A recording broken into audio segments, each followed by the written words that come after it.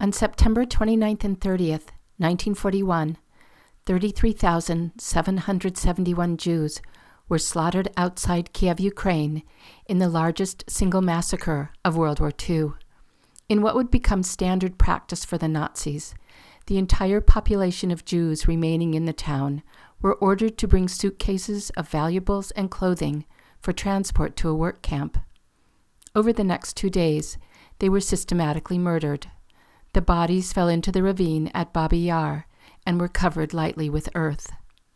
By 1944, nearly 200,000 more victims had joined the first Jews.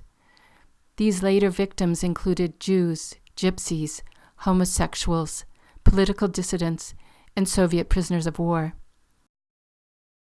In the mid-1960s, inspired by Rabbi Samuel Edelman, the Colorado Committee of Concern for Soviet Jewry was formed in order to pressure, lobby, and embarrass the Soviet Union to allow Jews to leave the USSR for countries where they could practice Judaism openly.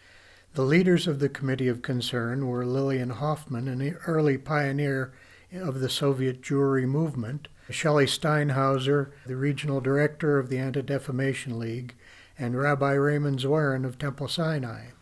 The Committee of Concern approached Denver Mayor Bill McNichols asking if he could name a street for the Babi Yar massacre.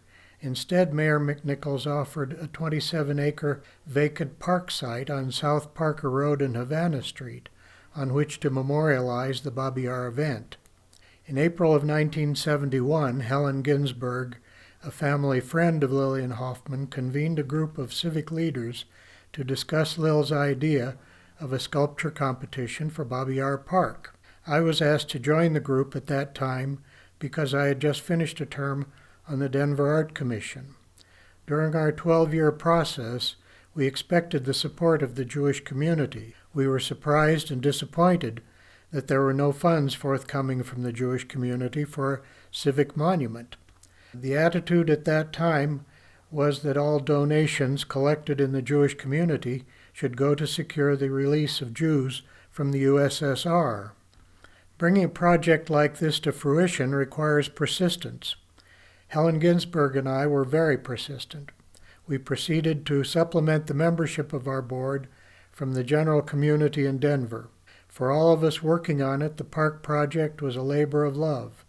We felt that a single sculpture would not have sufficient presence in a 27-acre park. Some other members and I suggested that the park itself should become the memorial. The park design by Lawrence Halprin and CHNMB derives its elements from Jewish and Holocaust symbolism.